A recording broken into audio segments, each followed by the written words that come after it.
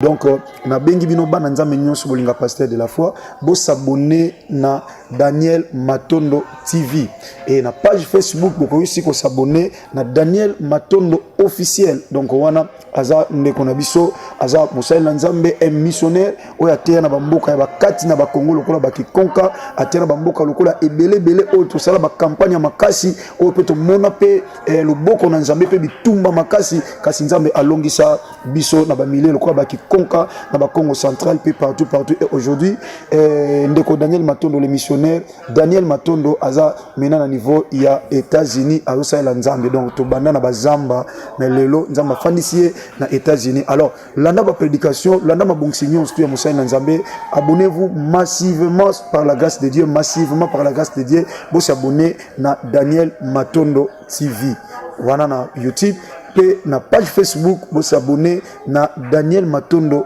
officiel.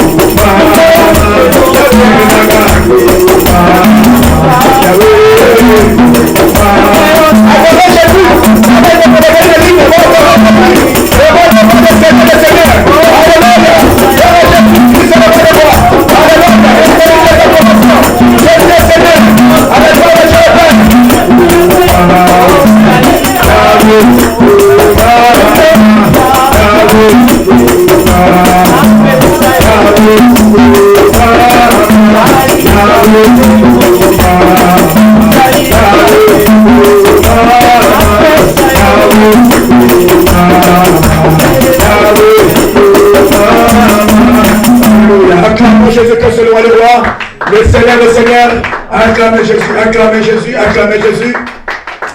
Il est Dieu, il est réellement Dieu. Dites Amen. Lèvons nos mains, tout le monde là, tout le monde pour adorer Zambé ou abonder le coup. Zambé a payé paiement fait, Zambé a payé bonne santé, Zambé a payé force. Natinete pour le bien mettre au coup dans la carte des cigares, tu as adoré Zambé, voilà, tu as payé merci. Maintenant, il faut la mongongo, maintenant, pour élever Jésus. Alléluia, Seigneur des armées. Dans le côté au Moulayo, mais il faut la mongongo, adore ton Dieu. Oh, il a payé paiement, c'est lui qui t'a donné la bonne santé, les souffles de vie aujourd'hui, pour que tu sois en vie, pour que tu sois présent, Seigneur. Bien, mais c'est la grâce du Seigneur. Alléluia. Adorez Jésus, élevez Jésus. Alléluia, élevez le Seigneur. Élevez le Seigneur. Là où tu es à la maison, bien aimé, je souhaite les voir les personnes qui sont à la maison. Adorez Jésus. Adorez l'Éternel des armées. Et nous qui sommes ici, adorons Dieu. C'est lui qui nous a donné les souffles de vie. Il nous a donné la bonne santé. C'est par sa grâce que nous sommes vivants. C'est par sa grâce que nous sommes maintenant ici en ce lieu. Car il y a des gens qui ont des millions, qui sont plus que nous. Mais Seigneur, ils ne sont pas vivants aujourd'hui. Qui ont plus de diplômes que nous. Qui ont plus de connaissances que nous. Qui ont plus d'argent que nous. Mais ils ne sont pas vivants aujourd'hui. Mais si nous sommes vivants, c'est parce que la grâce du Seigneur est sur nous. Alléluia. Jésus est Seigneur. Jésus-Christ est Seigneur. À la gloire de Dieu le Père. Car il ne change pas. Il est toujours le même. Il est toujours parmi les mêmes. Gloire à Jésus-Christ le roi. Alléluia. Nous allons prier à Dieu. Nous allons libérer cette séance. Nous allons demander au Saint-Esprit de venir nous assister. Et nous allons demander que le Saint-Esprit puisse prendre le contrôle de tout ce que nous allons entreprendre à s'élier. La Bible déclare que c'est poussé par l'Esprit que les hommes ont parlé de la part de Dieu. Tout ce qui va se faire ci, que cela soit conduit par les Saint-Esprit. Dites Amen. Dites Amen. Alors prions que le Saint-Esprit puisse prendre le devant de tout ce que nous allons entreprendre. Prions l'Éternel. Alléluia. Seigneur, je prie à toi l'Éternel. Que le Saint-Esprit vienne à nous, Seigneur. Que le Saint-Esprit vienne nous diriger. Que le Saint-Esprit vienne nous parler, Seigneur, à tes enfants. Au nom de Jésus-Christ, Seigneur, je prie à toi, libère ton esprit. Je vais prier à Dieu, tu me demandes à Dieu que Dieu libère son esprit, que Dieu libère sa présence parmi nous, par le nom de Jésus-Christ. Parce que sans le Saint-Esprit, nous ne pouvons rien faire. Sans le Saint-Esprit, nous ne pouvons rien dire. Alléluia. Que Jésus soit glorifié. Alors nous allons chasser les âmes du diable. Vous savez, c'est la période des enseignements. Le diable n'aime pas l'enseignement. Parce qu'il sait que lorsqu'une personne découvre, il croise. Cette personne-là, le diable n'aura plus le pouvoir de les dominer. Dites Amen. Parce que quand la parole de Dieu habite en nous, la parole de Dieu nous transforme. La Bible dit que la parole nous amène les renouvellements de l'intelligence.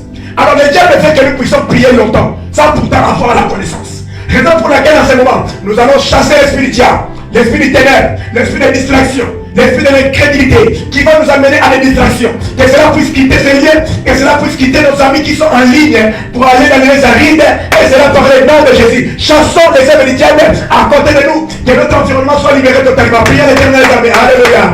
Alléluia. Alléluia. Alléluia. Priez, pour que l'environnement soit totalement libéré au nom de Jésus. Pour que l'environnement soit totalement libéré au nom de Jésus. L'esprit de l'incrédulité, l'esprit diabolique, satanique, qui pourrait nous amener dans les incompréhensions, que cela puisse quitter ces liens au nom de Jésus. Alors couvre tout par le sang de Jésus. La Bible déclare que nous sommes vaincus à cause du sang. Nous allons proclamer la victoire du sang de Jésus. Que cela puisse nous couvrir. Prions l'Éternel des armées. Alléluia. Seigneur, je prie pour le sang de Jésus-Christ. Pour que tous nous soyons couverts du sang. Et que ta présence, bien aimé Seigneur, que la présence du Seigneur Jésus-Christ qui a enseigné soit protégée. Que la présence des démons ne puisse pas manifester. Que tout soit couvert du sang de Jésus. Que tout soit protégé par le sang de Jésus-Christ de Nazareth. Alléluia. Alléluia. Jésus-Christ est Seigneur. Alléluia. Amen. Amen. Amen. Acclamons Jésus le roi des rois.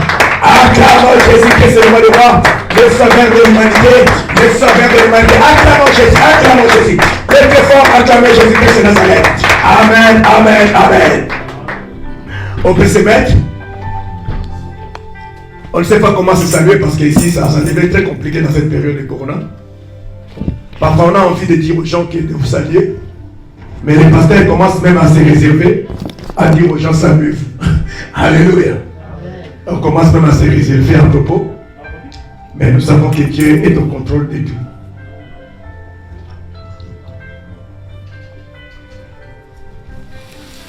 Sans plus tarder, nous allons entrer dans notre moment de l'enseignement. Je vais vous dire une chose qui est vraie. Dans l'église, il n'y a pas une chose qui peut remplacer l'enseignement. Dites Amen. Amen. Je veux que vous puissiez me répondre. Dites Amen. Amen. Il n'y a aucune chose qui peut remplacer l'enseignement. Personne ne peut me contredire. C'est pourquoi je vais vous motiver. Quand il y a un enseignement qui arrive, il faut se motiver à cela. Pourquoi? Parce que ça va vous apporter la transformation. Dans ta vie, tu ne peux jamais vivre la puissance de Dieu si tu n'as jamais été enseigné. C'est pourquoi je parlais aujourd'hui là. Nous avons plein de gens dans l'église, mais le diable veut que nous soyons des gens qui ne sont pas enseignés. Là, il se sent bien. Mais lorsque le diable est face à des personnes qui sont bien enseignées, le diable le sait lui-même qu'il a de sérieux problèmes. Dites Amen. Amen. Dites Amen. Amen. Il sait qu'il a de sérieux problèmes. Mais si vous n'êtes pas enseigné, il sait que tu es chrétien. Mais lorsqu'il va venir avec cette stratégie, tu ne sauras pas te faire face à lui. Parce que tu n'as pas la connaissance. Amen. Tu ne sais pas comment le chasser. Tu ne sais pas comment le détruire. Tu ne sais pas comment le désarmer. Tu ne sais rien. Or, le pasteur ne sera pas tout le temps avec toi. C'est là où il y a le problème. Quand tu dors, tu ne dors pas avec le pasteur. Alléluia. Aujourd'hui, les pasteurs veulent beaucoup plus nous amener à que les gens viennent toujours chez lui. Non.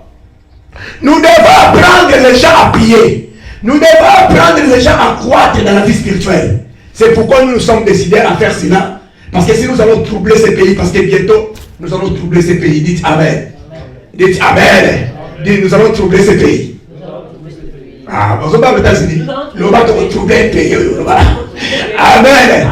Il y a eu des gens comme Joseph qui ont troublé Égypte. Égypte, c'est la grande puissance. Mais Égypte, Joseph a été dans l'Égypte, a troublé l'Égypte. Jusqu'à ce que Aza étranger, mais Adam aussi Mokawana. États-Unis, c'est quoi?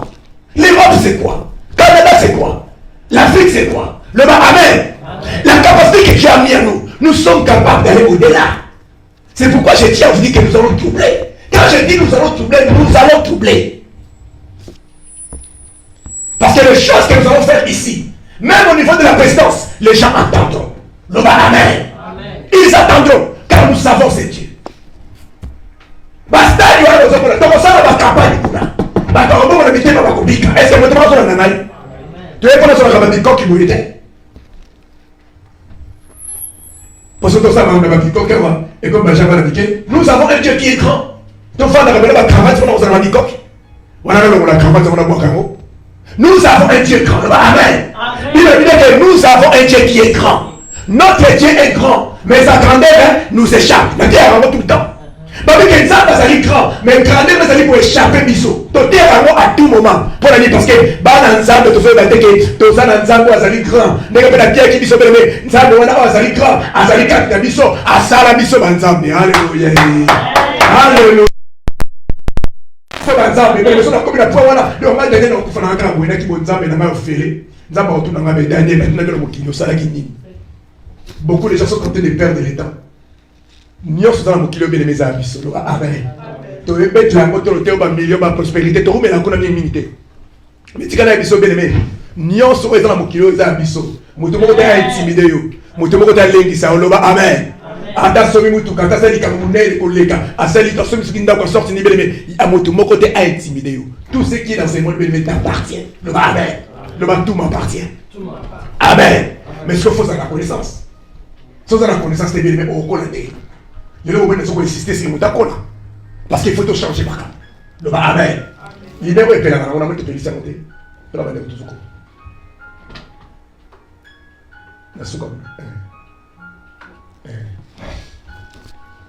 tout le monde dans le lot sera. Tu as combien de 45 personnes absolues?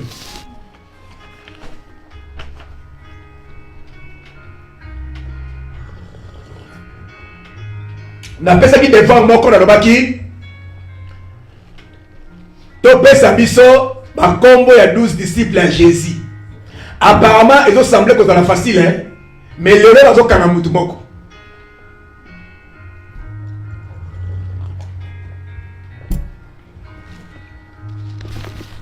Dans le bas qui botte de la biso, bah des fois.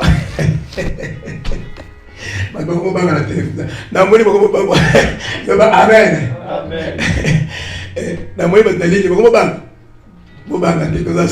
Amen. Parce que moi, c'est facile. Non, c'est facile. Oh, pasteur, on a dit 12 disciples. Mais maintenant, on a 30 ans, on a la bande. Mais on y est bien. Par contre, on est bien, on est tout. C'est qu'on a évité dans la moto au Canada.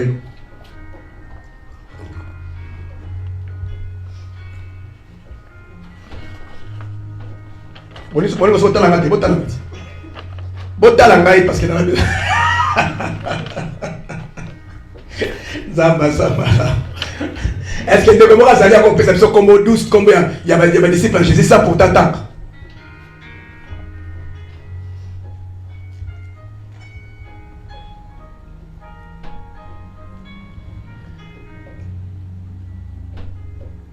Ah, bande comme ça, les babes comme mec.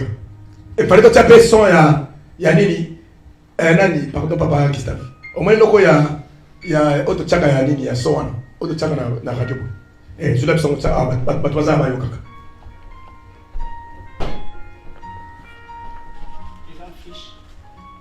Oya ordinateur ba parler na ordinateur ça.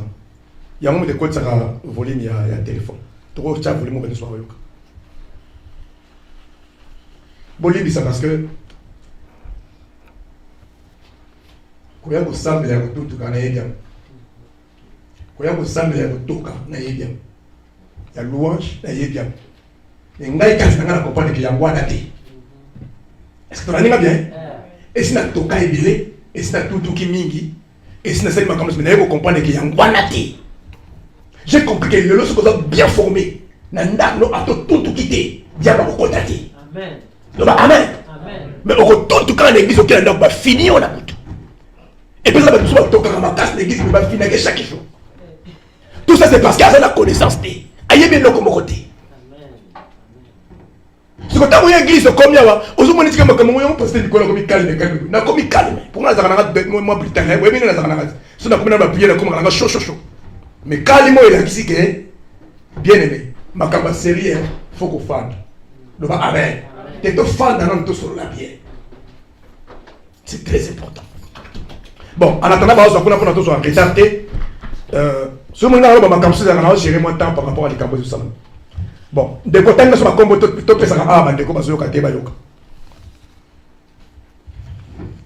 Olobi de Kolobi Mathieu, le bagama makasi.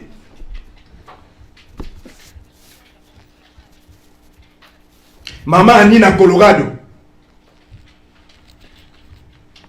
Maman Anina Colorado s'est présentée à Malota, je ne sais pas comment elle participe à Jésus. Abi Mathieu.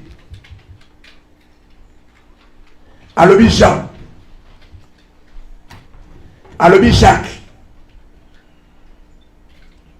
Alobi Timothée. Bokamaka.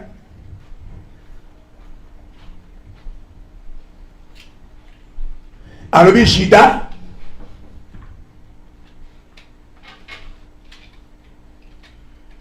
Et comme oh my God, oh my God, alléluia. Attendez les 5. Bon, parmi les 5 qui ont attendu, mon cousin disciple était. Nani a découvert. Ton biso de rien. N'a pas comment attendre les biso. Attendre Matthieu, attendre Jean, attendre Timothée, attendre Nani. Nani a qui disciple était. Dans la liste de Timothée, amen. Amen.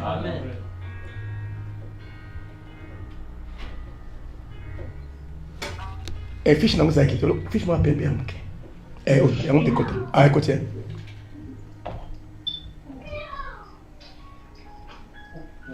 On continue dans la parole pour la chérie. Ozo vaccin.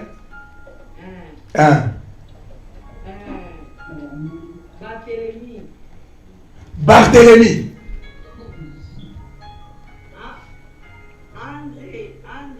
André.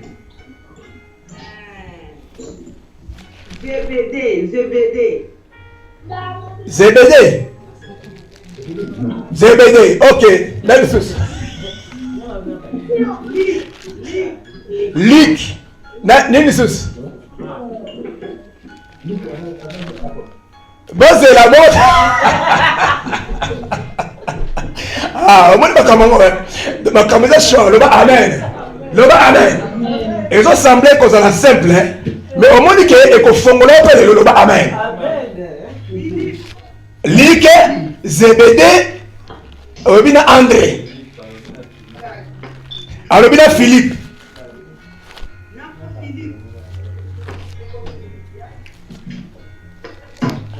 Bon, attends les bisons Zébédé, attends les bisons dans Lick. Philippe, Barthélemy, André. Na Philippe, na Barthélemy, na André. Ok, parmi bateau à Tanguy. Il y a un Tanguy, ma comment on va mis ça, tu as la carte kuna. Oh, bah ça qui va disciple. Ma comment Zébédé à Zanakité.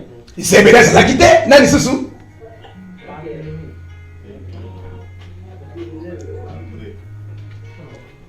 Philippe Azalaki. Philippe Azalaki, bon André. André Pazalaki. André Pazalaki, hein. Parce que comme on peut savoir, bon Lick. Oh, bon, va bien quoi.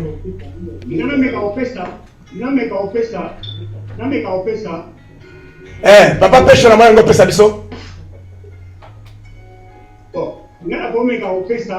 Au moins, tu as pas la Mickey, hein? Tu as pas la Mickey, pas les codis, mais on va pas faire ça, moi. Il y a pas de tout ça pour la terre, à terre, ou la case de terre, ça va tout. Allez, t'as pas quoi? Et ça qui simple, oh, pasteur, 12 disciples à Jésus. Mais n'est pas comme ça, donc amen. N'est pas comme ça. Non, mais quand on fait ça, Simon Pierre, Simon, on va appeler comme Pierre, et puis 2, et ça André, frère de Simon, et puis 3, et ça Jacques, fils de Zébédée, et puis 4 Jean, et puis 5 Philippe, 6 Barthélemy, 7 Thomas, 8 Matthieu, 9 Jacques,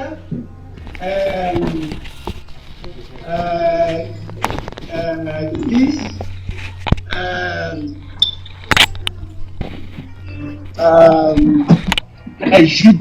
Judas, et puis 11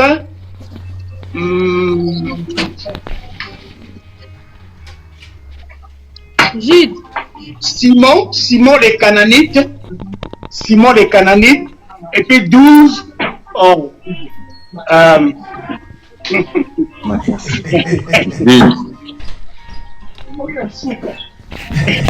Alléluia. Voilà. Et la moyenne, c'est autant à la hein? Ok. 12e maison Jude. À la 12e. Amen. Loba, amen. Amen. Amen. Mais nous sommes sérieux. Pardon. Est-ce que vous comprenez comment ça va? Et la Bible n'a rien. Biso na toza doit les églises calmes. Biso toza to ça mais la calme. Mais les 12 disciples à Jésus de mettre la tour. 12. Et comme une histoire. Bon, on se compte dans ma camus. Si on le laisse na pasteur na ko ya prasa la no démonstration Bible. 12 vous. La démonstration musu la boke no. C'est comme ça le pasteur de comme un église. Tant on regarde. Allez, histoire de bien c'est scatologie. Ouais, mais scatologie va venir dans le si vous ne savez pas amen, c'est pourquoi tu le bâtis. Dans ma formation de l'OPC, il y a dit que vous avez déjà maté. Bakissa. Amen. Maté à Bali pour Kamoté. Bakissa d'ici que vous avez complété ou avancé. Alors, total, il va combo, il y a 12 disciples ou apôtres. Oh, yes, ma sœur Tikaki. Zoé en gros dans Jean chapitre 10. Au roman, on a parti à verset 2, qui n'ont à verset 4. Voici les noms des 12 apôtres. Le premier, Simon appelé Pierre. Matthieu et André, son frère. Simon appelé Pierre. André Azalaki frère, il y a Simon. Mais avant, c'est pas comment il balait. Dans un combo, il y a Pierre. Dans un combo, il y a André. Le bas, amen. Balobi, Jacques, fils de Zébédée. Jacques, fils de Zébédée. Bien aimé. Maintenant, la question est dans la Bible, Batangela Biso, combien de sortes à Jacques? En tout cas, on a reçu la team de 100 €, ceux qui sont $. On a reçu la team de $100. Aux écoles, hein? Pasteur Beno Kabambo. Sommes là, pasteur Kabambo. Et Beno Kabambo. Pourquoi comme tu fais école? Le bas, amen. Amen. Oui, on a PC 100 $. Tu as combien de Jacques? 2 Jacques.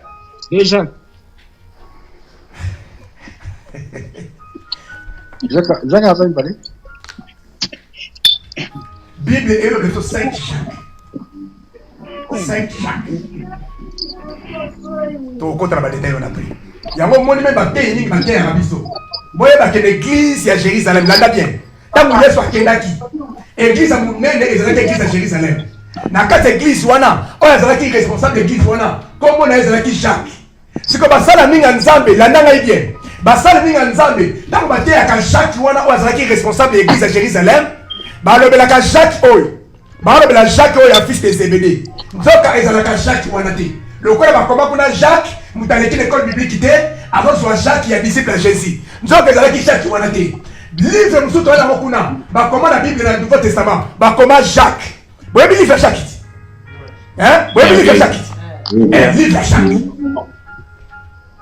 tokosala mpe soki toyeba soki boyebaka livre nyonso ya Bible bien wana mpe tokolobela aussi livre ya Jacques sikoyo livre ya Jacques bato balobaka nini o Jacques wana koma livre ya Jacques ye wana moto azalaki disciple ya Jésus nzoka kutu rien à voir nyonso wana parce que moto aleki na formation te ntango amoni kaka Jacques lokola Yesu Masiya azalaki na badisciple moko kombo Jacques na mbala moko Jacques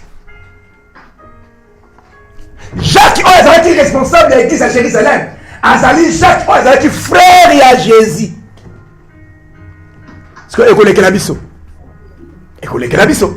azalaki frère ya Jésus ça veut dire Marie na Joseph babotaki mpe bana parmi bana Marie na Joseph babotaki moko ya bana moko kombo ezalaki Jacques sikoyo Jacques wana azalaki na liste ya badisciple te Jacques wana ya moto akokoma responsable ya église ya Jérusalem tala gymnastique sikosoko yekoli te kotere est-ce que tu as dit le amen na c'est fongoli pas mouké le amen voilà ça qui frère ya Jésus mais baté ce qu'on voit dans la télévision quand la bataille ba oté ya disciple à Jésus apôtre Jacques responsable l'église à Jésus pas moni ko ba comme Jacques ayebi nete Jacques wana nani asangisi kaka yango moni Bible na ba yango me internet to ça attention na ba baté internet muta comme la mouké tangi Jacques a populi bingo na Jacques ça pour ta ayeba Jacques né na solo.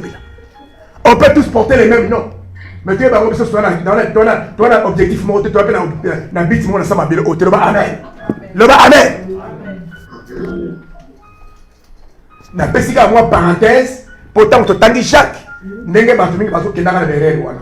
Siko yo sande la kabanda kana, ale ba kotelema ma ba ngolo bana yo. Jacques église à Jérusalem. Amen. Ye ba apôtre à Jésus. Amen. Papa teya. La Bible on fait ça quand même. Le bas amen. Le bas amen. Il faut te bima na kata viwana. To kota na connaissance réelle, il y a parole ensemble. Tous en a 5 Jacques dans le blanc après. Bah Jacques ma fils de Zébédée Bazali, ma fils d'Alphée Bazali, toi on a Jacques le frère de Jésus, tous en a Jacques plus ou moins 5 Jacques na kata Bible. Balobi Jacques fils de Zébédée et Jean son frère. Balobi il cambia Philippe. Balobi Barthélemy. Balobi que Barthélemy azali frère à Jésus. Azali disait apôtre à Jésus. Barthélemy a commandé ni livre ayoka na kututé asana rien. Teyoka histoire était quelque part. Nega batanga Barthélemy wa ndenge pe leka. Bébé quelque part na mitu na question ngo Barthélemy po ezaki na Yesu. Yango rôle ni Barthélemy sala pena na Yesu. Est-ce que pas ça Barthélemy va remplacer nous souté? Parce que Moukélezaki Mounen et Michou Zaki Mounen. Comment Mouton Zaki n'a pas eu connaissance pendant la connaissance? Comment les monateurs? Comment t'es le côté? Bien mais tout ce qui a collé inaperçu. Le bas amen. Le bas amen n'a yok. Quand il n'a pas été on s'est inaperçu la vie. Même à ta famille, on inapercité. Nous devons laisser une histoire. Nous devons impacter nos filles. Nous devons impacter nos familles. Donc, yoko tu n'as on s'est la famille on s'est la terre et yeba n'a côté. Donc parce qu'on a beaucoup d'importance dans côté. On s'est l'église. On s'est l'église et yeba n'a côté. Donc ça dit oh ma caméra sera bongo mais ça dans sens té. Papa n'a pas le bâti n'a pas comme ça dit il faut savoir se faire important. Le bas amen. Le bas amen. Il faut savoir se faire important. Nous avons la Bible était. Nous avons papa nanga. Avec si comme basangani mi komisaka na valeur. Mi sala mutu moko za pe na moi solution. Mi sala mutu moko ba ko considérer. Parce que bisika no sio zali, ba problème ezali, ba kamemele ezali, aya bazana poser ya bato. Siko yoko za ka problème té. Ko za ka mingi charge té. Po mingi soko za charge. Ba na okima kayo. Ba na okima ba peine na yo. Mais ce qui est important, tu ne vas pas rebenga caillou. Est-ce qu'on a mis bien? Et c'est clair, hein? Ce que ça mingi charge, les gens vont yamba yo, l'homme va kimio. Mais ce qui est important, tu ne vas pas landa yo. C'est pourquoi il faut se faire important. yango moni Jean-Baptiste asalaki ministère na ye na kati ya désert mais lokola azalaki important bato bazolongwa na baville bato bazolongwa bisika ndenge na ndenge bazokende kolanda Jean-Baptiste na kati ya désert. Pourquoi? Parce que eloko ezalaki na kati ya Jean-Baptiste mais yo mpo oza na eloko esengeli osalela yango loba amen. Bandisciple oyo ekomi suma te. Alors toza na Thomas oyo awanganaki Yesu mateya bomeza na kati kuna. Thomas azalaki so baninga basangani ye azalaka te baninga baosambela ye azalaka te nete mona bato bakima baeglise église ya ela nzambe eza elokosango te wana kana batika bana okosi eza normal te nzambe akokosepela eloko wana te jamais na église osoki tika bana église yo komoyamba bapaya na yo église ayambaki paster mais tambe okoya bapaster na église te église na bandaki kolamba église te papa seki toyeba nzambe bien te loba amen. Thomas tango bane kosangana bane kozala libanda yango moni moko ba raison tango Yesu masi abimelaki bayeko na ye Thomas azalaki te lokola azalaki te tango Yesu aye abandi kodouter est-ce que Yesu pena sekwi est-ce que omonaki pena Yesu est-ce que abimaki pena ezalaki Yesu abosa nyonso bato oyo bazalaka na bapriere te bato oyo bakreela bato baproblème bango wana loba amen. De façon générale l'église soki moto alakabaka mbongo te ye moto akocréele pasteur problème na makambo etali mbongo bolandaka makambo na limite kanga yango lelo même soki bisika bozali bolandanga eke bebi ke bana bafomba mbongo na église na bino landela moto abandaki problème wana apesaka dimi te apesaka ofrandi te apesaka eloko te motu wana aza prendre bato oyo bayaka baproblème na kati ya église.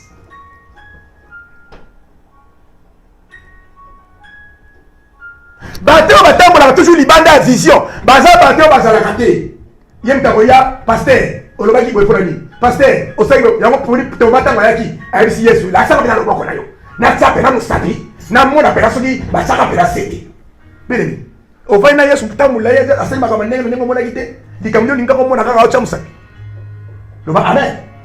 Alors wana tobanda olobela Thomas tolobili Matthieu azali les biblicains tozali na Jacques fils d'Alphée awa batangi bajacques mibale ya fils de Zébédée na fils d'Alphée bajacques mibale batangi biso tande batangi biso Simon le Cananite Simon Pierre azali Simon le Cananite azali donc Simon baza mibale na kati ya liste oyo bajacques baza mibale ndito ya frère Jacques amen zaba pas le frère Jacques d'abord c'est le frère Jacques azali amen.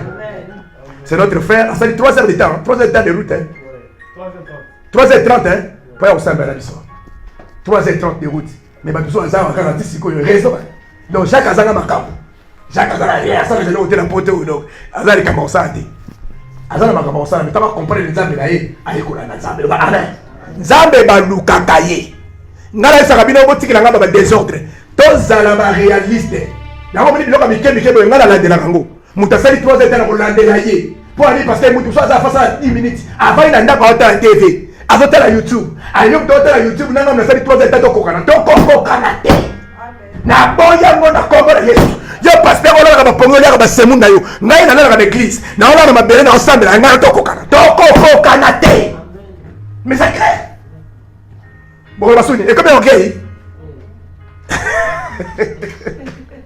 le ba amen ah bon ba amen ko amen ngai na côté bino kaka pratique ba réalité bon il a pas verset belé ya ngota personne va verser avec beaucoup de réserve pour limiter bon tout ça va verser bon ça na côté na ça kuna te to ko kana te papa na la nase na l'église mbongo na pesa na l'église mbongo musala na pesa na l'église ko za surprise que le bon na millionnaire otonga na simbi kisa mbongo etalio parce que tant que tonga ngozo tika la sima ngai na so connaît que liboso le ba amen ngai na comme na osala Nani pourquoi la pesa tempo na Nzambe ndenge mo pe yo so na ligne yo ko auto tali 4 de 5 d'église boza ba na makambo na bino boza no occupé nani za occupé na mboka nani ni te fani ba zangi programme tout le monde a un programme mais pourquoi toye parce que tu comprends les hommes na biso yango na comprendre Yesu Masia boko kokana na batu wana kelo ba amen le ba Nzambe na ngakufa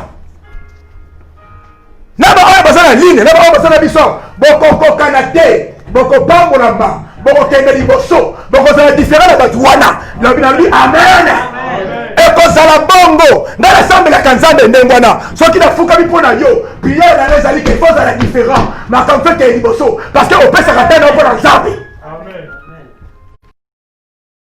Il y aura une différence entre ceux qui servent Dieu et ceux qui ne le servent pas. Non mais le bien non. Le amen. Bible me le bien Nzamba za lokumu. Dans la Judas Iscariote, il a livré qui Jésus-Christ. Chaque disciple a un macamboué. Bon, c'est pas commentaire. Judas Iscariote, il a livré qui Jésus. Ça dit, il y a des gens aussi qui peuvent être avec toi. Mais mission n'a pas bien aimé. Et ça va faire pour sa ministère. Et ça va faire pour sa famille. Et pour sa parcours. Attention, même parmi tes enfants, même parmi tes relations, il faut faire beaucoup d'attention. On va demander que le c'est pas moi. Le moi, on a encore Bounissa. Bon, dit Absalom, à Bounissa David. À Lucas, même pour ma David. Mais moi, on a.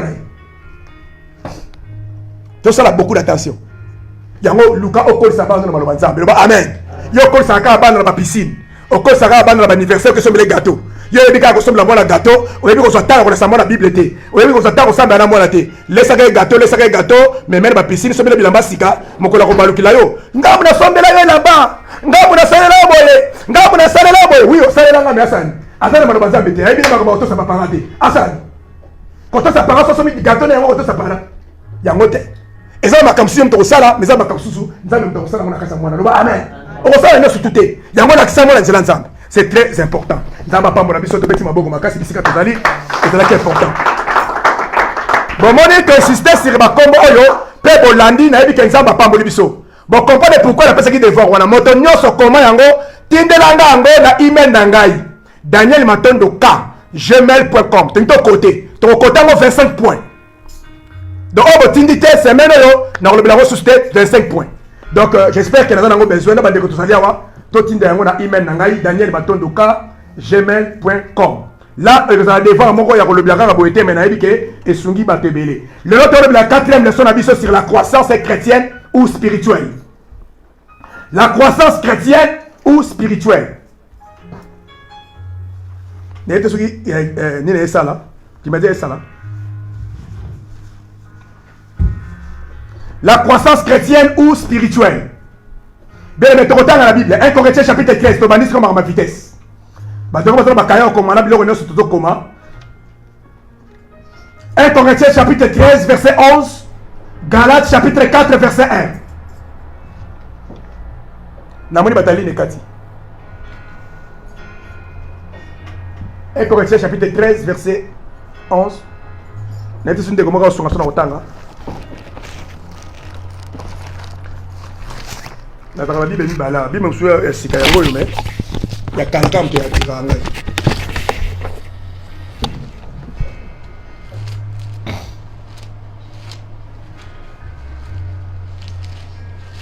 Bien aimé, maintenant, on attend mon avis dans le monsieur Ezati. Et là, on va tout ça vie dans Ezati, tout ça maté. Oh maladie, oh problème, oh les camusons, oh bien aimé, au moment où on va tourner dans mon avis dans le alors amen.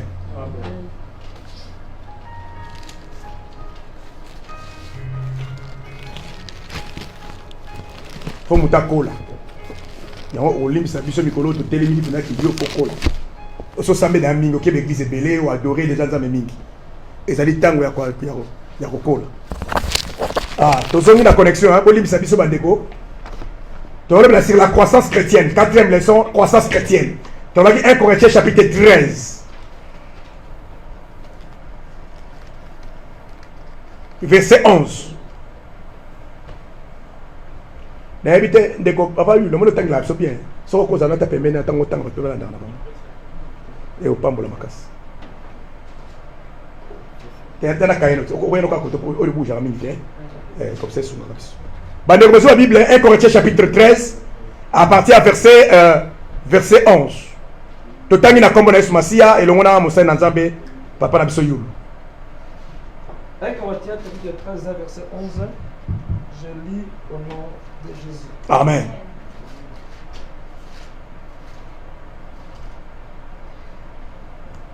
Un Corinthiens 13 au verset 11. Lorsque j'étais enfant, je parlais comme un enfant. Je pensais comme un enfant. Je raisonnais comme un enfant. Lorsque je suis devenu homme, je fais disparaître ce qui était de l'enfant. Amen. Amen. Lorsque j'étais enfant, je parlais comme un enfant. Je pensais comme un enfant. Je raisonnais comme un enfant. Lorsque je suis devenu homme, je fais disparaître ce qui est de l'enfant. Waouh! J'aime ce verset. 1 Corinthiens chapitre 13 au verset 11. Tant qu'on a salé qui dans le mois moukié, n'a pas qui qu'on loba, le col à moi moukié, n'a pas qui qu'on kanisa. lokola mwana mokie na bande ko raisonner na ko penser na habiter a ba pesi différence nango ko raisonner babi ke na bande ko raisonner lokola mwana mokie mais tant on a commis mokolo babi ke na longoli ba makambo nyonso ya kibomwana loba amen. Alors pas la pesa différence entre moto azali mwana mokie na moto oya koli. Alors que moto azali mwana mokie a ko raisonner lokola mwana mokie a ko sala makambo lokola mwana mokie mais soki akoli alors comme on sala makambo ya ba mikolo bien Seigneur. Alors tant pour azoloba par rapport ya image ya spiritualité ya moto oyo azalaki mwana akoli loba amen. Voilà comment c'est que dans la vie chrétienne il faut te connaître, il faut te connaître bien aimé. Tu vois bien que tant que il faut te connaître parce que quand on a la vie chrétienne et pour influencer ndaku na yo et pour influencer mariage na yo et pour influencer bana na yo et pour influencer santé na yo et pour influencer paix même affaire na yo parce que Biblia et lobby ba domaine wana nyonso loba amen. Maintenant vous allez ko kolater et ko simbate. Galates chapitre 4 verset 1 balobini.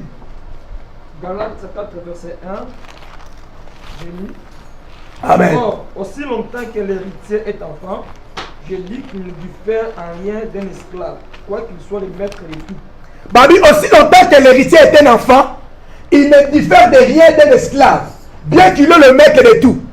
Babi, aussi longtemps que l'héritier, azali mwana mokie, azali ko différencier d'un esclave. Ça veut dire quoi? Héritier azana. Héritier azali mwana oyo, batikele bomengo papa na yeloba amen. Et nous devons savoir qu'en Jésus, tous les héritage. Oh, Yesu Massi a tika na biso. La Bible dit que nous sommes les co-héritiers de Jésus-Christ. Le amen. Tous les héritage. Oh, Yesu Massi a tika na biso. Et tous les lisusu. Babi que aussi longtemps héritier aux alamons à mokier. Asa différente na esclave. Pourquoi asa différente? Parce que bien aimé Seigneur, bien que yam taza mettre biloko nyonso, a conjure na biloko wana te. Bien aimé. Quelque part, Bible est peut-être sur la même autorisation de comprendre que nous devons jouir. Nous devons jouir de nos droits. Le bas, amen. Mais tant que nous allons rester enfants, te retirer là pour évoluer. Bien, mais il faut jouir la guérison. Il faut jouir la libération. Il faut jouir la délivrance. Et ça, la réalité. Il faut jouir l'épanouissement. Tu vas porter tout ça par-ci par-là. Ce qui m'a cambié aussi, mais comment on a une normalité? Héritage en Zambie, il faut jouir le mariage. Le bas, amen. Quand vous allez combattre la terre, mais la normalité, il faut au bal. Ok, mais il faut que ma malade.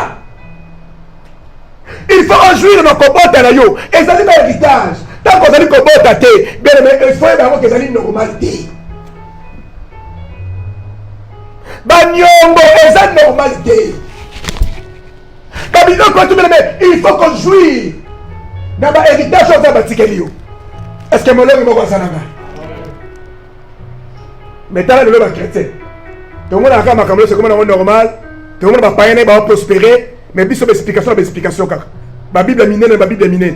Mais l'héritage, c'est dans la carte qu'on a aujourd'hui, ça n'a beauté. Pourquoi? Parce que le Seigneur, tout ça, on a terre pour vendre la beauté. Mais l'église, c'est comme tu veux ok.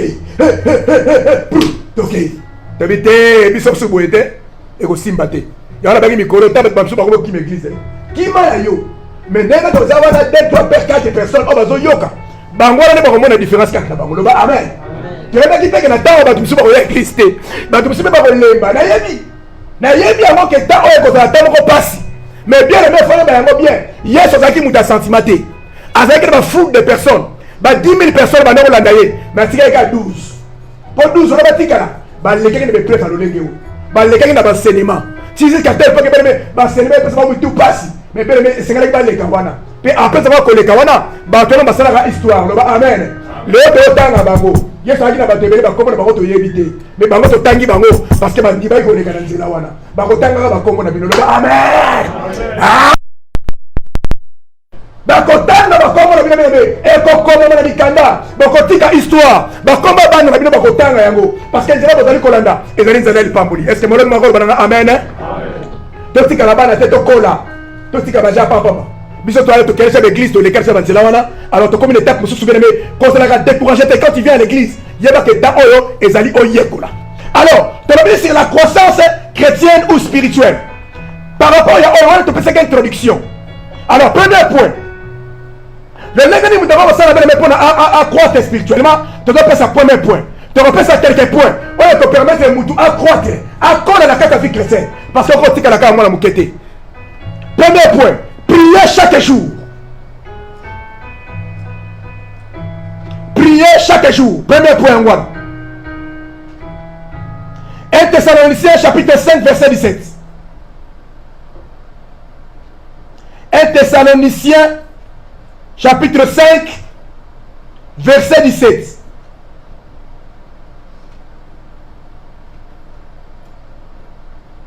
Deux points au commis, prier sans cesse.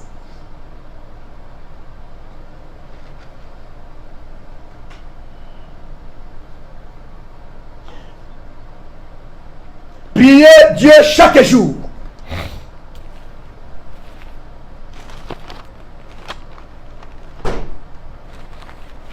Tu vas faire ça, il faut que tu aies commenté au s'ennuyer. Vous voyez que mboka na biso ba pongi za musika te. Biso sino ngala za so tikiri ngaka 30 minutes na lali na ngai.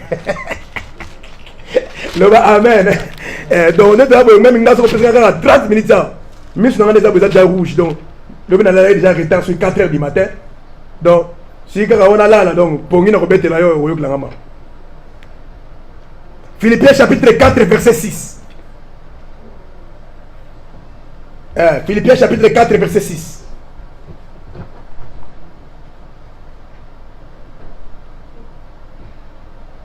Ok. Ok, à la ligne. La prière est un ordre de Dieu.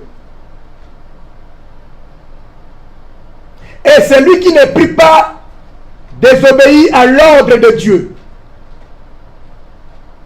La prière est un ordre de Dieu. Et celui qui ne prie pas désobéit à l'ordre de Dieu. Point.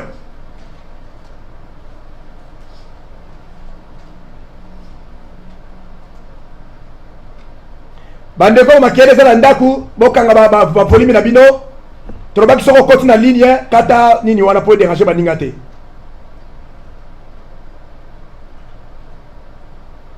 La prière est un ordre de Dieu et celui qui ne prie pas désobéit à l'ordre de Dieu.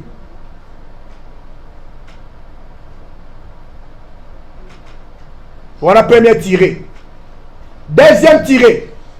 La prière favorise notre communion avec le Seigneur. La prière favorise notre communion avec le Seigneur.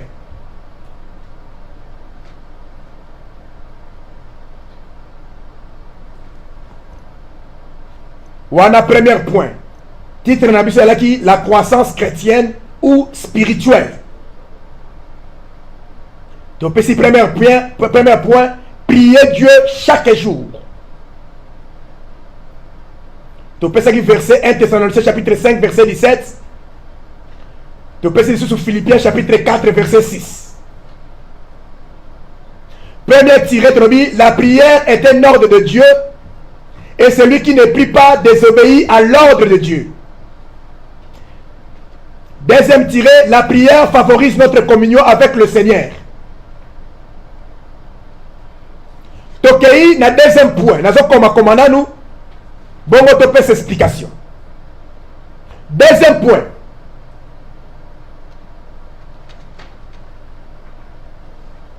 Lire la parole de Dieu chaque jour.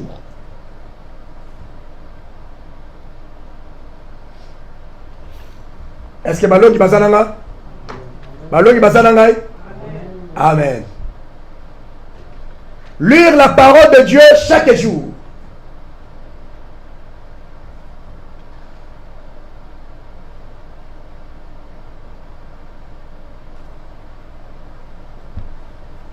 Lire la parole de Dieu chaque jour. Là, c'est pour ça que je pasteur de l'État, Makambo, ne se peut. Makambo, ne se peut pas. Alléluia. Alléluia. Je ne me vante pas bien aimé. J'ai 30 ans. 30 ans dans ma camoté. J'ai 20 pasteurs. Ça c'est que pasteur derrière ça longue dans le yenge mais à côté na phase moko oh il faut vraiment lelo bato ba pembene so profiter na o ezakat na bisote pe ba vina mne fungwa bité wana et comme makamususu. Josué chapitre 1 verset 8. Lire la parole de Dieu chaque jour. Josué chapitre 1 verset 8.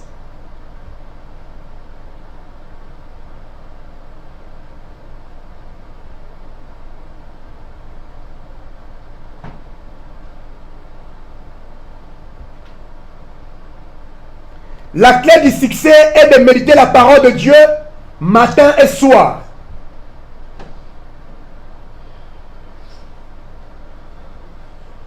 La clé du succès est de méditer la parole de Dieu matin et soir.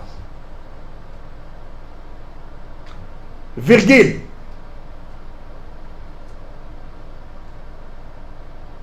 Il s'agit aussi d'un ordre de Dieu. Bien, mais ça, c'est comme attends, comme une erreur, comme kaka, on corrige après. Comment ozo yo komina nous, ba correction et qu'on après. Et puis bon, ba bien. Ba to ba sala ba devant na bango bien. Et que la souko ba point na yo, si la bis o comme la yo. So za musika to refléter yango, to rotine de si la bis o za nango mo bimba o ya yo. Mais avant zoyango, il faut mériter ko zoyango. Exactement ko zoyango, o zoyango kaka boyote bo malanda kuna non. O ba test to ça na ba examen, yango faut ko ba rapport, to retourner ba question ba kamtolo. Ceux qui ne répondre bien, te pêche que c'est la vie, c'est qui toque aux anangos. Pour tout ça, le sentiment moroté. La clé du succès est de mériter la parole de Dieu matin et soir. Il s'agit aussi d'un ordre de Dieu. Voilà selon Josué chapitre 1 verset 8. Selon Actes chapitre 17 verset 10 à 11.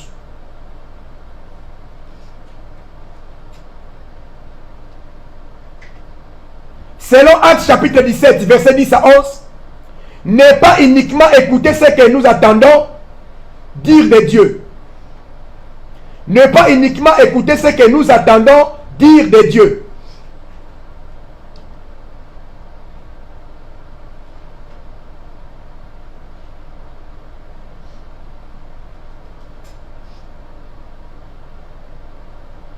Ne pas uniquement écouter ce que nous attendons dire de Dieu.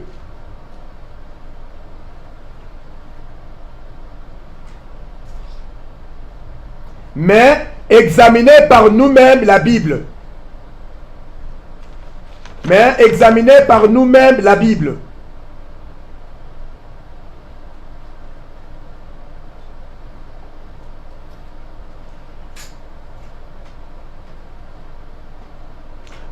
C'est la croissance chrétienne ou spirituelle. Troisième point. Obéir à Dieu chaque moment. Troisième point. Obéir à Dieu chaque moment. Ce que les Camerounais ont comment au sauté, qu'on kende bisika au commuana, comment on qui, nous on complétant après. Obéir à Dieu à chaque moment.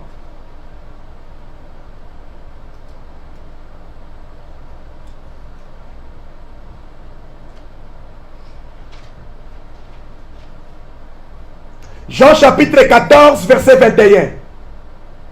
Obéir à Dieu à chaque moment. Jean chapitre 14, verset 21.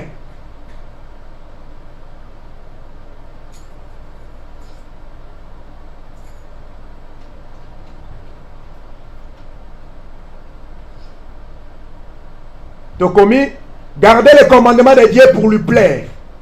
Gardez les commandements de Dieu pour lui plaire.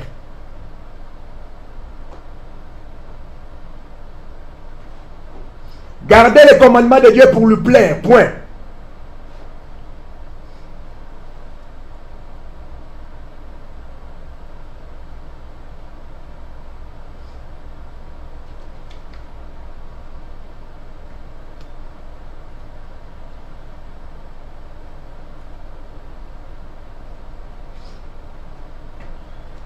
Gardez les commandements de Dieu pour lui plaire. Point. Plus nous obéissons à la parole de Dieu, plus nous croissons. Plus nous obéissons à la parole de Dieu, plus nous croissons. Je connais dans besoin de bandeko ya bavolume ya bandaku soko mona eza bakende eza pembeni na yo luka indispose baninga te. Plus nous obéissons à la parole de Dieu, plus nous croissons.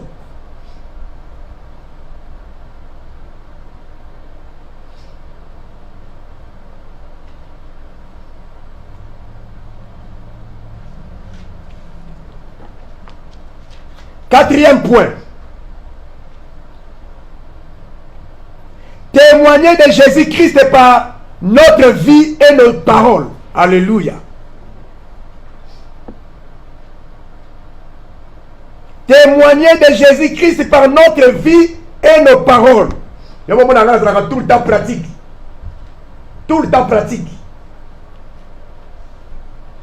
Témoigner de Jésus-Christ par notre vie et nos paroles.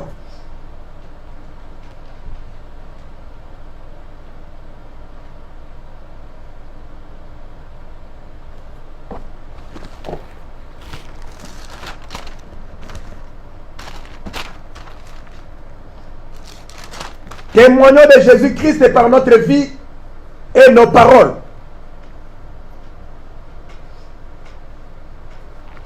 Apocalypse chapitre 12, verset 11.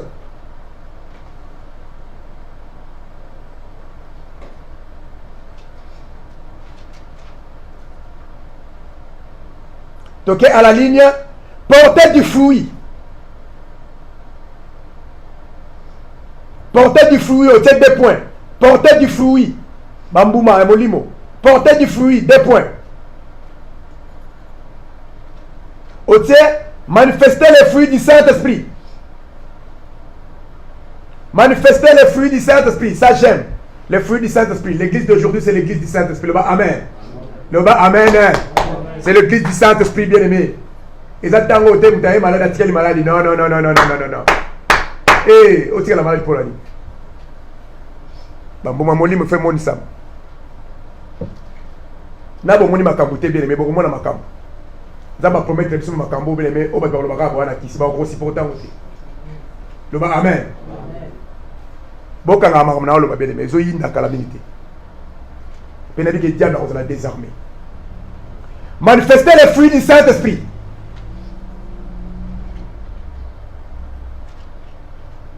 Dans Galates chapitre 5 verset 22.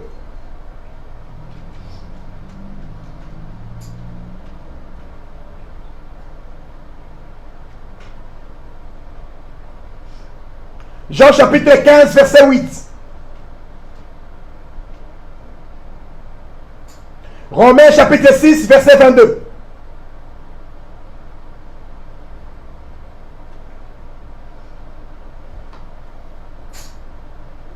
Ok, à la ligne. Matthieu chapitre 4 verset 19.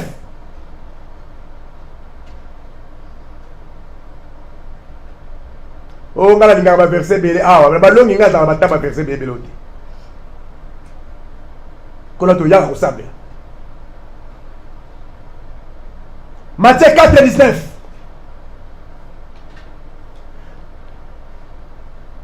Au commis, le pécheur d'homme, ce sont ceux qui gagnent les âmes pour le Seigneur.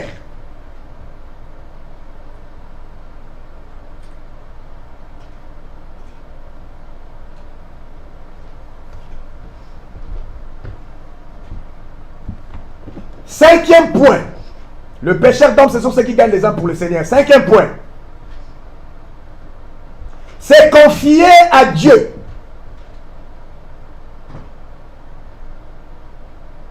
C'est confier à Dieu. C'est deux points. Nous-mêmes et tout ce qui nous concerne. C'est confier à Dieu. Deux points.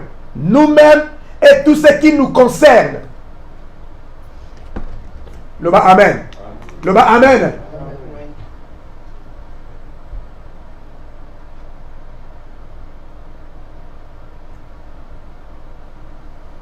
Dans ma cambo, tous ceux qui changent, au bien aimé, c'est compliqué. Pour moi, dans la tanga, dans mon identité, ils ont la boussanga, les sous billes au mot. Tu es à la ligne. Attendez-vous à l'aide et au secours de Dieu pour chaque détail de votre vie. Amen. Attendez-vous à l'aide et au secours de Dieu pour chaque détail de votre vie. Attendez-vous à l'aide et au secours de Dieu pour chaque détail de votre vie.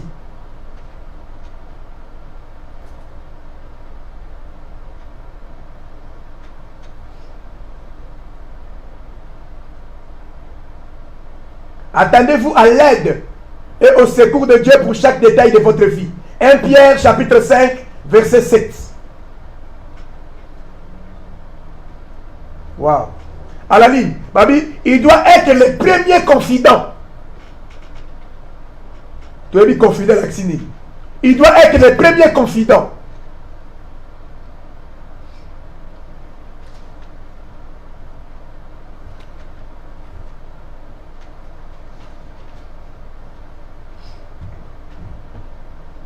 Il prend soin de nous. Au tiers 2 points, il prend soin de nous. Il doit être le premier confident. 2 points, il prend soin de nous. Matthieu chapitre 6, verset 25 à 34. Matthieu chapitre 6, verset 25 à 34. Des points souka. Tu me dis quand même que tu as souka point go. 6e point. Laissez le Saint-Esprit diriger votre vie. De l'homme chrétien combien? Laissez le Saint-Esprit diriger votre vie. 6e point et dernier point. À la ligne. Le Saint-Esprit rend puissant notre vie quotidienne et notre témoignage. Oh, gloire à Jésus. Le Saint-Esprit rend puissant notre vie quotidienne et notre témoignage.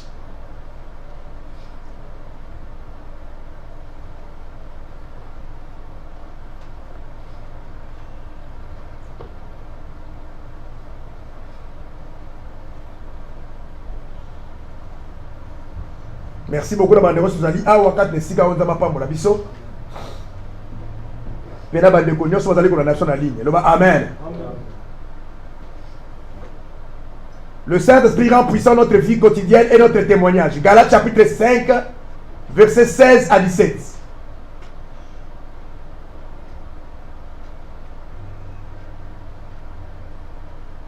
Galates chapitre 5, versets 16 à 17.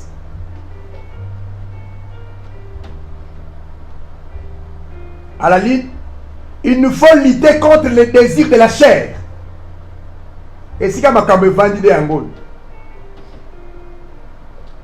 il nous faut lutter contre les désirs de la chair.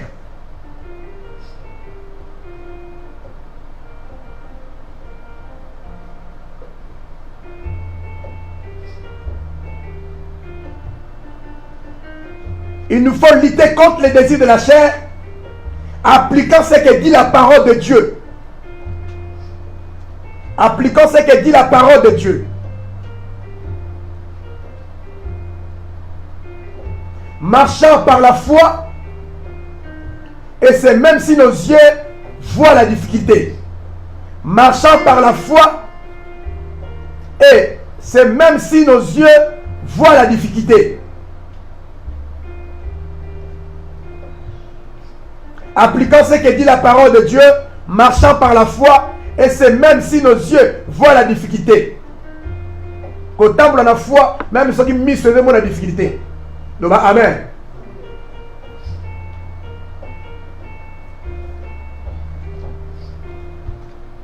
Et frère Asuka, Dieu a des projets de paix pour ceux qui les servent.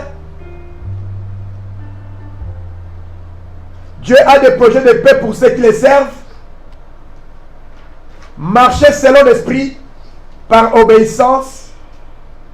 Marchez selon l'esprit par obéissance. Dieu a des projets de paix pour ceux qui le servent. Marchez selon l'esprit par obéissance. Jérémie chapitre 29 verset 11.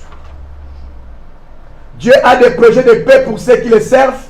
Marchez selon l'esprit par obéissance. Jérémie chapitre 29 verset 11.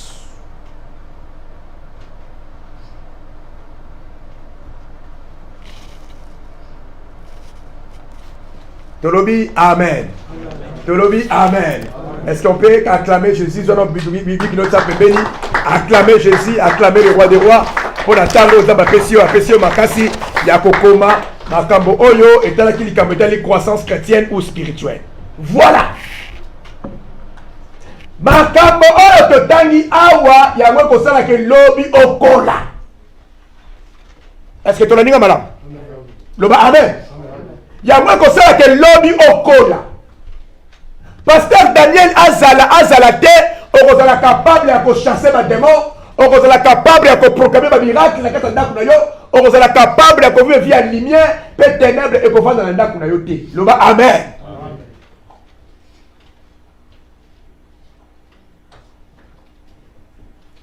Tu communion de façon détaillée. Pourquoi? Parce que tu limites le moine qui est moine, tu cola. Première fois, on a écouté un démon. Ngai na kutana déjà na démon boye na moi na 12h du matin. Landa ngai bien. Mokolo wana kutana ki na ba démon na 12h du matin na zaki na prière na ndaku sans expérience. Na lali na chambre tangu nazo pemba na tala boye porte ya chambre na ngai na ki efongwami. En 1991 ou 90. Yakal. Porte à chambre fongwami. Landa ngai bien. Nga la fille na kuta ba démon boy en face boy deux fois. Ya ngamba kabrezo la solo attention pour na neto lembi. E ko sunga yo. No ba amen. Je ne vous parle pas de l'expérience d'Abraham. Abraham c'est le gars qui. Bah Jacob si ba les gars. Nous devons vivre notre expérience maintenant.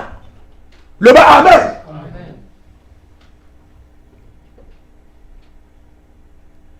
Namoni des mois à côté de la chambre. À fond les portes. Bazaki mi balé. Batu moko boye ona boye na ko expliquer bango te bazaki mwindu. Banda li koloti na se mwindu. Nazo mona le côté kaka mwindu. Ba mwindu mi balé côté linga na chambre. Na midi s'il vous plaît. Et qu'est-ce qui s'est passé? Bakoma ki koluka ko ya ba menacer ngai. Parce que na kota ki chaîne prière 3 jours, na biki na ko liete, na ko mele côté, na ko bima libanda te, na ko zakana kata chambre, na bande la pona libota nga. Zoka libota ezaki na kata misala ya Satan. Misala ya mulile ezaki na kata libota. Lokola misala mulile ezaki ba ya, yosko hotel pour libota, to ko lakisa yo. Ça dit nengo za ono telemaka. Yeba ke bitumba libota na yo comme likolo mutuna yo. Loba amen. Loba amen. Même nengo ya poto memanga mbo yeba te. Tam si libota na loba ke bino boko bongate. Et là ba to balinga ke maman na bila souffrir. Papa na souffrir. Bande ko no ba lelaka. Et ça la ba cérémonie salama. Pour libota na bilo ke libosote. Yo yo sanga poto. So yo na poto, bango me ba ki ba so ba $100 te, ba so ba $20 te. Yo ko mo tinda ko ba $20. O tinda ko ba $10. Ayo ka se ba otika yo. Combien de personnes sont malades parce qu'ils n'ont pas affecté comme votre mort? Na kuta na bato abeleme, ba comme malade mabele makolo. Na kuta na bato abeleme, ba ko rola la tête. Na kuta na bato abeleme, ba comme de puissance. Moi c'est mbali bazaki na kini bazaki bien, ba comme la porte de puissance est bandit. Donc, on veut pas bato belé et bon terminer la porte on a kini c'est la quitter. Pour nani? Parce que des fois que yo obimi, au téléma, on libère les bottes na yo, yeba ke o meminga ambuloba amen. Poto ezangambu parce que ça na batu moko bébé balinga ke bonamu na yo te ba yebi kele comme na poto comme na paradis de yo pena ba olokotanga mbongo so fungoli porte na tongo loba amen ba bitumba na so etelemi na yo siko biloko lenga so na connaissance te ya ba manzambe okosala bere metango na telebaki ba demona ba yaki na yo expliquer ka likambo pe ko pesa moi synthèse muki ya bakambo te olobila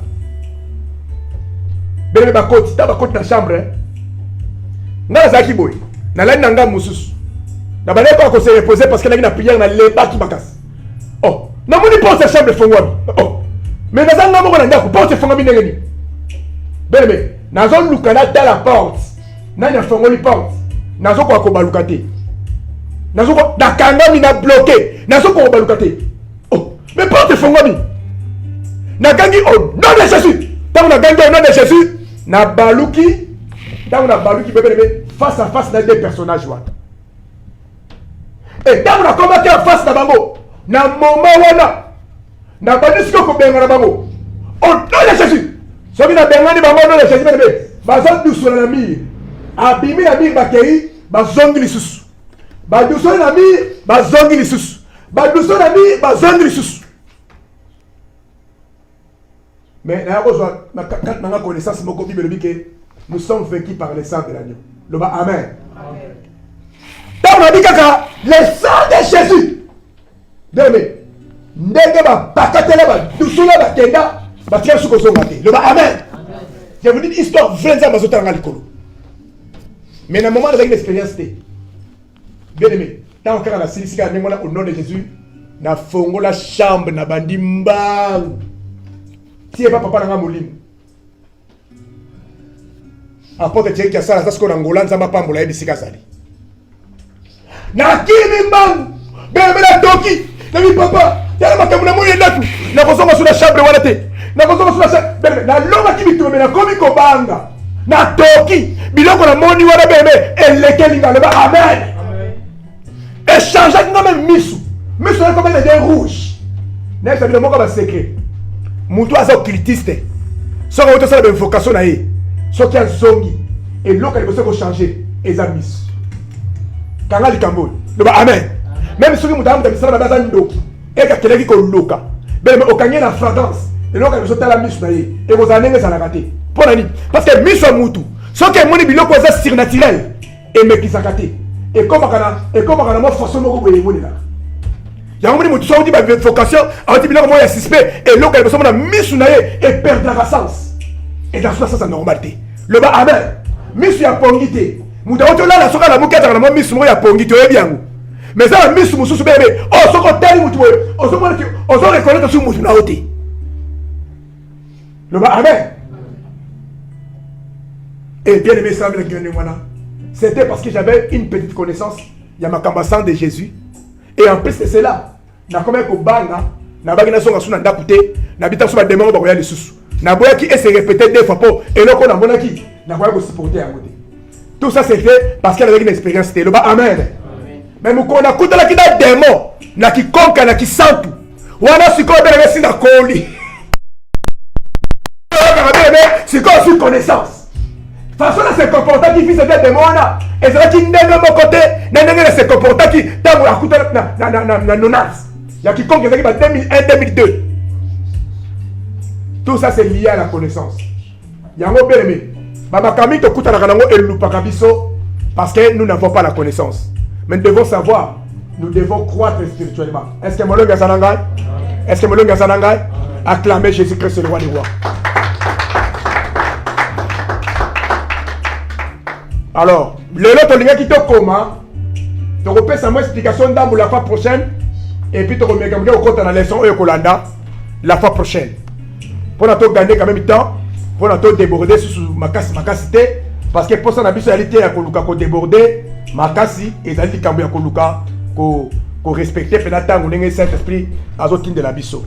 Si quand on a là, à part pour la bisso, on a comme on est sur Massia, ici quand nous sommes hauts, amen. Amen. Est-ce qu'on peut encore acclamer le Seigneur? Acclamer Jésus. Parce que tu as dit que tu es libre, mais tu es libre. On a un anda pour moi, tu es mes amis, tu es libre, tu es mes amis. Au fan du Karabisiko Zali, Pambate, Zali, Sengomingi, bien aimé, Kolexatang, O, Liboso Ensemble, point autre, Pessi, bien aimé, soit Yango Tanga Yango, et que Sungapé, tu peux développer, détail Yango. Zali, les sommes que ça m'a camé belé, Yango, la CPLA qui bien aimé, donc coma. Pourtant, tu peux expliquer, tu peux faire des détails, tu peux révolutionner, tu peux changer façon de faire là, de façon de commander là, na commander sur Massia, Yesu Azamalamu, Yesu Zali ou Salaka.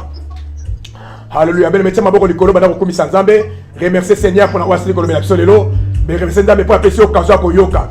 Ben me occasion pesa mi batebelete. Lelo mingi bakebe église beleto critiquer bangote, be batoki. Tout na bango swinini.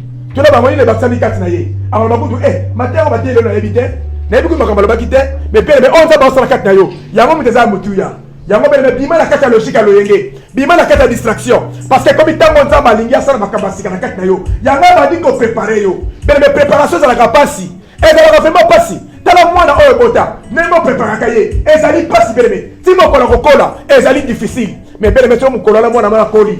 Et que l'autre va tomber mwana wana. Akomi ko pambolo papa na ye. Okotomi sa mane sengo. Okosepela. Okobosa na mabuto na kité. Okobosa na batango mwana zaki malade. Okobosa na batango ni bien aimé Seigneur. Mwana balé ko sala ba salité. O fallait ko sokola ye. Okobosa na batango balé ko tike na classe. Okobosa na makambonoso. Et comme batango ya sengo. Ya ko sepela. Na oza basalika na mwana. Et dans le même moment na biso le lobi aimé. Tango eza facilité. Mais lobi ko tatu na nzambe. Na bolamo nzambe ko sala kasi na yo. Ya ma belle personne mais merci. Pour la malaba asili ko lobela yo. Na dit que tu peux une explication détaillée. Mais Saint-Esprit, il y a ça une explication. Oh, il y a pesio. Tant qu'on lit tanga, na dit que lobela quelque chose. Na dit que même Seigneur, et ça malaba ko yo suis. Oh, le pasteur a lobité. Mais Saint-Esprit, il y a même dans lobelu yango. Belle mettre monde de pas ina samela nguya.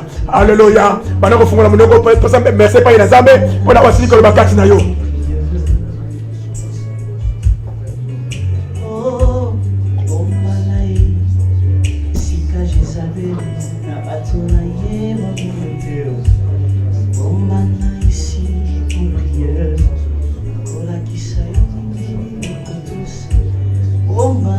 Bien aimé, ça privilège je suis. Dans un bisayo bien, et ça privilège aux autres soins. Oh, ça privilège aux suis bien aimé à Kolo Kamaloba. Oh, bon, bon, tu as mis ma camou, monsieur, c'est le makambo, ça va coller là, ça privilège bien aimé.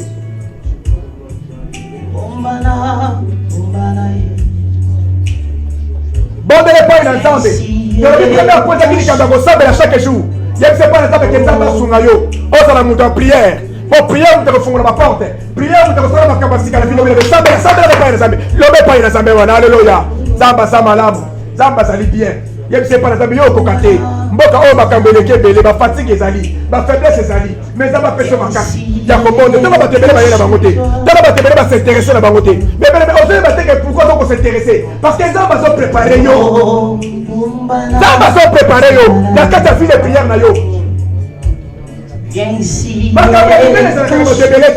Makambi ya balonga ça la bakebelete zamba so préparer yo bien-aimé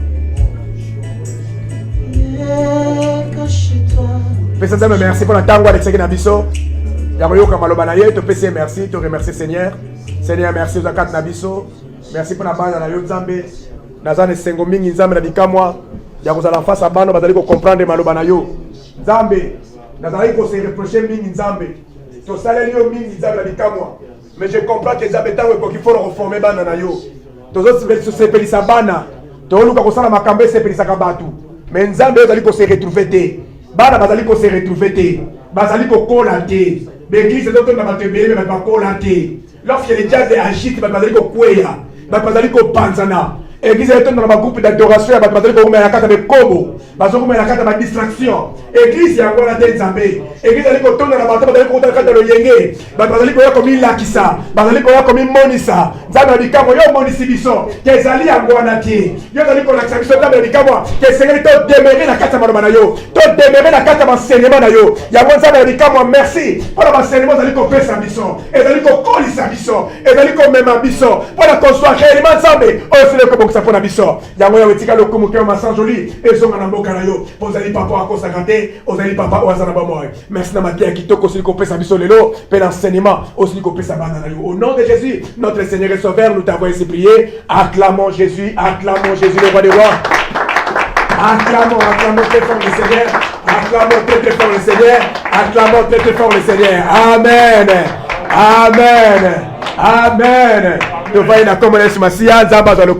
merci beaucoup de commencer la ligne na moleke besoin sur combien sur 11 sur combien kuna Zambé apambola biso na ndenge besoin connaître ko na biso na ligne et c'est très important et Zambé a les cadeaux ko salisa baza combien c'est comme ba kiti ba comme 9 ni ça na ba kenda ba musala donc voilà nous avons pris 11 ba de besoin ko na ligne dernièrement tu as dit 30 combien na ligne donc c'est bon et merci beaucoup de ko to akak de sika oyo pour nous rendre enseignement tu dis amen nazo ko encourager bino mingi parce que to baki ba to ba sentiment ba bolemba wa les clair nazo marcher monter wa ya na l'église na sentiment bikolo église za yete église bikolo za yete mais wa za la posa kola ayi ba ba nzambi bikolo église za yete tu dis amen c'est to teka to ba ni ba programme to ba na wana pa ba mo l'église to di place ya souté Pour aller, parce qu'il y a des gens, il y a des gars qui ont besoin d'un pépé. Et ça, mon pépé, il faut qu'on la amen.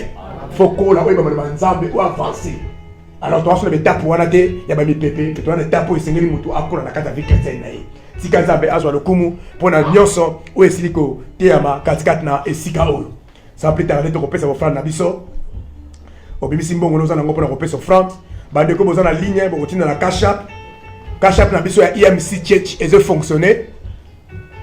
Cash app, il y a IMC Church et fonctionner. Si vous repérez sa offrande, vous repérez la cash app. Vous avez la ligne, vous avez la ligne. Vous repérez la cash app. IMC Church. De quoi se rebetti en gros dans le numéro Oyangai. IMC Church et vous avez ça. Cash app, il y a église. Tout le monde est prêt dans la salle pour vous montrer dans le ministère, vous bien aimé. Tout ça, mais là, pour la communauté sur Seigneur, merci pour le temps que vous avez mis sur l'éternel des armées. Donc, si vous avez sanctifié au Seigneur, pas moi la source, sinon, son bon vous avez l'éternel des armées. Mais l'assemblée n'est pas une au mais la carte n'a biso. Bon, Seigneur, pas moi la main et continuez pour l'avancement Moussa. Au nom de Jésus, nous t'avons ainsi prié. Amen. Amen. Zamba sur le Kumu, pas de côté qui est pour front, au pesa pour frère Nabiso. Au pesa pour frère Nabiso, Zamba pas pour Nabiso. Oui, il a dit, il y a eu pesa, oui, nos frères, il y a eu pesa. Il y a eu pesa, il y a eu bien aimé, soit les cambois, il y a eu pesa à dim. Les cambois dim, tant aux oliens, à dim, aux oliens, il y a un zambé. Bible dit que aux zambadi, aux oliens, il y a un bon naïe. Donc, quelque part, il y a un bon dim, bon front, il y a un pesa. Et vous parlez de la bande, vous avez la ligne, vous avez la biso, vous avez la ligne, vous front, vous pesa, et vous avez la zambé qui est vous. Voilà. La kanisa, tu l'as dit, c'est le bas au Pessi, Penasi te commis, et la fois prochaine, tu repères une nouvelle leçon, ou une nouvelle leçon. Entre-temps, tu repères une explication pour qui il y a une leçon au Pessi. C'est pourquoi nous allons conseiller, avant, pour la dimanche prochain, tu l'excellent comme Makasi, la Katia, enseignement à la mission. Tu le dis, Amen. Yangwana communiquer à Makasi, autre pesa biso ko kwalelo ezali Yangwana. Nous allons se préparer pour la prière de Makasi à partir de la fin du mois. Retraite moyo ko banda, yango te ko kena biso tina clôture ya né. To sengi ba ndeko surtout se préparer pour na yango parce que tous en programme à prière, tous en programme à jeûne et prière, tous en la délivrance, tous en la makabebele pour na biso awa, ni to mon activité à matériel ko zana biso et ko risquer de louer salle, tous en la awa de mais de la souka to kutana mo quelques bateaux à bateau sur là pour na toyer ba comment organiser ba séance wana parce que ba de ko ba ici quand même ko zana biso pour na eza la séance pour makasi ya clôture ya fin d'année. To lobi amen. Alors au-delà de ça, il n'y a pas une autre grande chose à dire. Tout le monde a un enseignement oyo à partir du mois de novembre là aussi ça va enseignement. Tout ça en plus moi 8 leçons par. To comme la 4e leçon. Donc 8 leçons. To ko bunda oya kimi akimakaka. Oui, les sons. Tu vas dire classe, tu vas dire 100, tu vas dire que ça va 10. Tu vas dire ma classe. Amen. Tu vas dire ma classe, tu vas dire ma université, tu vas dire ma humanité, tu vas dire ma école primaire. Nombre oye bandaka, et un nombre oye sous qui s'accate. Adam a le dit que dans le Kambula Mbongo, à 4h du matin. 4h, oye, à 4h juste à ce mbongo. Tu vas dire ça. Moussa, on a un mbongo. Je vais à 4h juste. À 4h30. Si je suis à qui? Mais je vais à 4h. Je vais à 4h. Il y a 4h30. C'est comme ça la vie. C'est pourquoi il y a d'autres personnes qui c'est par rapport à par rapport à Nzambete. Il y a un moment où dans cette formation, donc quand que le pasteur a un nombre, il y a un nombre de merci beaucoup Salawana.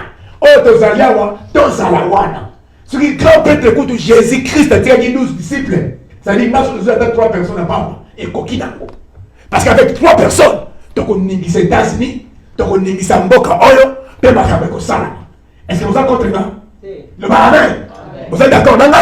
Ça dit, Mboka Oyo, vous allez connaître un biseau. Vous avez le Colorado, vous avez le Champagne, vous avez Iowa, vous avez Chicago partout. Bon, il y a un bien. Que dans Mboka Bozali, vous avez le représentant très bientôt, Moto Nzambe et Kopela. Et ça dit quand longtemps des médias vous préparent. Amen. Il y a un moment très à l'aise parce qu'à un moment où on a que l'église est vraiment belle pour qu'il y ait pas regarder. Naïbi. Naïbi que dans le moment où tout ça on a même un moment négligent. Dans le nazate. Tout ça balonga kabangomoko. Tout ça la vie sur les âmes limité pour tamala bango. Abolonga na yemo kwa kei. Yo tika yo continue kanzana. Et le plus important est ça. Amen. Et vous permet surtout d'avancer. À un moment donné, ben même limbi ça parce que sentiment peut-être la permet de les aider. Pour naïbi makamza comme ça là-bas. Naïbi là-bas. Amen. Naïbi makamza malmo ça. Yango tika na mapambo la biso. Bande comme ça tika na suka otoyoka na itona masolo. To tika na bande comme musique bo kutana oboza déjà wa. To meko bongisa na bande ko bazate. To ba koma ko bongisa ma musique na biso pour na to na activité menée na fin de l'année. Pela bande ko to sola ki to sola na suka pour na to sala planning bien. To kuta na suka pour na to bongisa ma programme nyonso. Voilà autant que na ko lobeza yangwana bisiko zali fuka ma to bondela so pa ina nzambe pour na ko clôturer prière na biso. To tika semaine ma boko nzambe. Présence nzambe ezali ka bisiko béni elanda yo et tambla no bisika no siyo kozala. Gloire na nzambe ezala partage na yo et c'est là par le nom de Jésus-Christ de Nazareth. Alléluia, Jésus est Seigneur. Bien-aimé, nzambe azalaka na kati ya maloba na ye mpe azalaka nsima maloba ne mpona kokokisa yango.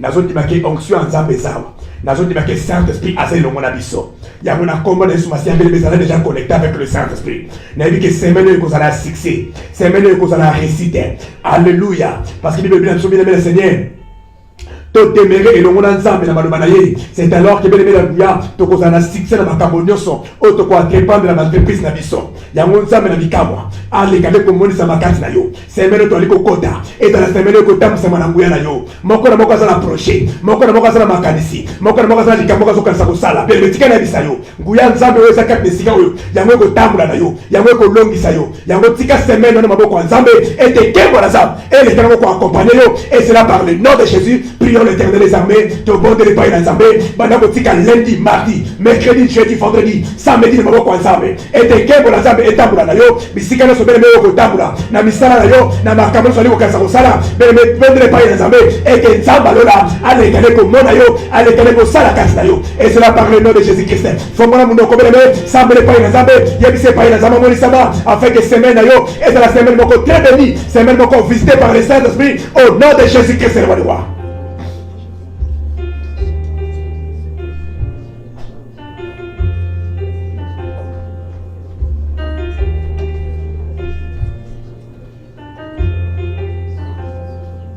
Jesus.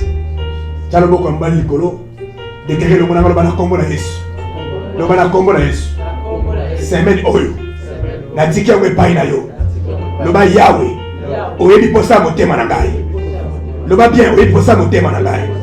Zala liboso na ngai. Pona ko lakisa ngai nzela. Pe zala sima na ngai. Pona ko protéger ngai. Na kombo na Yesu. Na kombo na Yesu. Semaine oyo. Namona bikamwa na yo. Namona bikamwa na yo. Namona loboko na yo. Nguya na yo. Ezale longo na ngai. Bible lobi na ngai.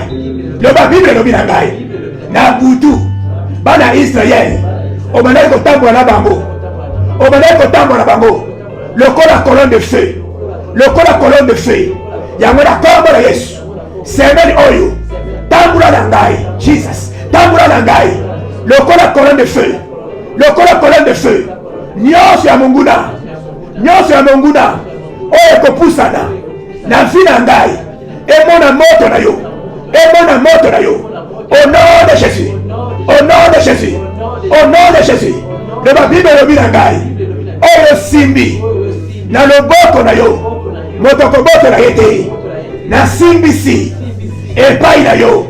Libota na ngai. Vie na ngai. Misala na ngai. Na kombo na Yesu. Na kombo na Yesu. Na ndimi. Oyanoli ngai. Na ndimi. Na zamolongi. Na kombo na Yesu Masiya. Nde na bondeli. Loba amen. Loba amen. Acclamation.